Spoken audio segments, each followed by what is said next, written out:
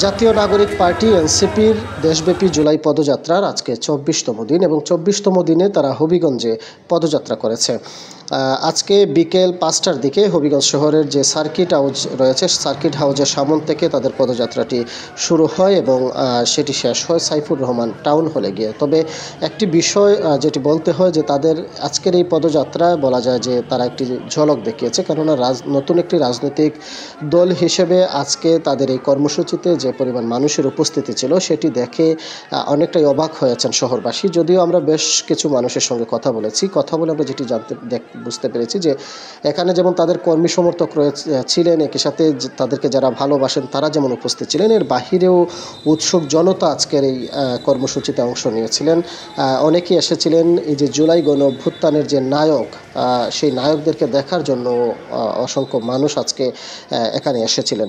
আজকের এই পদযাত্রায় এনসিপির যে আহ্বায়ক নাহিদ ইসলাম উপস্থিত ছিলেন, একই সাথে এনসিপির উত্তরাঞ্চলের মুখ্য সংগঠক সার্জিস আলম উপস্থিত ছিলেন, এনসিপির সদস্য সচিব আক্তার হোসেন, মুখ্য সমন্বয়ক নাসিরউদ্দিন পাটোয়ারি, সিনিয়র যুগ্ম সদস্য সচিব তাসনিম জারা, সিনিয়র যুগ্ম আহ্বায়ক সামান্তা শারমিন এবং সিনিয়র যুগ্ম মুখ্য সমন্বয়ক আব্দুল হান্নান মাসুদ। তবে এনসিপির অন্যতম একজন নেতা যাকে ঘিরে আসলে দেশব্যাপী আলাদা একটি আকর্ষণ রয়েছে, হাসনাত আবদুল্লাহ, তিনি হবিগঞ্জের যে পদযাত্রা সেখানে অংশগ্রহণ করেননি। আমরা যতটুকু জানতে পেরেছি তিনি ব্রাহ্মণবাড়িয়াতে সকালে যে পদযাত্রা ছিল সেখানে তিনি অংশগ্রহণ করার পর কিছুটা অসুস্থ বোধ করার কারণে তিনি হবিগঞ্জের পদযাত্রায় অংশগ্রহণ করেননি।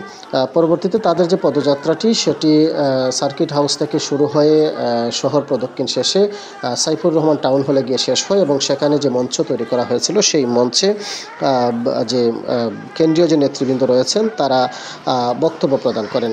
এর মধ্যে আসলে বলতে হয় যে আজকে যেটি নাহিদ ইসলাম বলেছেন যে আমরা মুজিববাদ এবং ফেসিবাদের বিরুদ্ধে যে লড়াই শুরু করেছি তা এখনও শেষ হয়নি, যে নতুন বাংলাদেশ আমরা চেয়েছিলাম তা এখনও পাইনি, এই ধরনের একটি বক্তব্য দিয়েছেন। এর সাথে তিনি চাঁদাবাজির বিরুদ্ধে বক্তব্য দিয়েছেন এবং বৈষম্যহীন বাংলাদেশ গঠনের ক্ষেত্রে যেন সবাই ভূমিকা রাখেন সেই বিষয়টিও তিনি বলেছেন।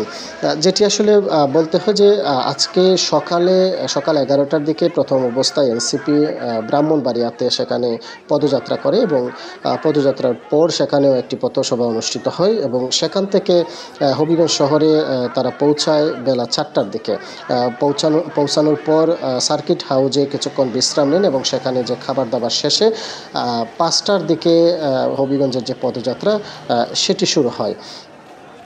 এবং এই আকর্ষণ নিয়ে আসলে এনসিপির নেতৃবৃন্দ যেটি বলছেন যে তারা যেখানেই যাচ্ছেন ব্যাপক পরিমাণে সাড়া পাচ্ছেন, তাদের সঙ্গে যে গণ অভ্যুত্থানের সময় যে মানুষজন ছিলেন আজকে তারা এখনও তাদের সাথে রয়েছেন এরকমটি বিশ্বাস করছেন এবং নতুন বাংলাদেশ গঠনে যেন এনসিপিকে সমর্থন করেন, এনসিপির প্রতি আস্থা রাখেন, এই ধরনের প্রত্যাশাও তারা জানিয়েছেন, আহ্বানও জানিয়েছেন সাধারণ মানুষের প্রতি।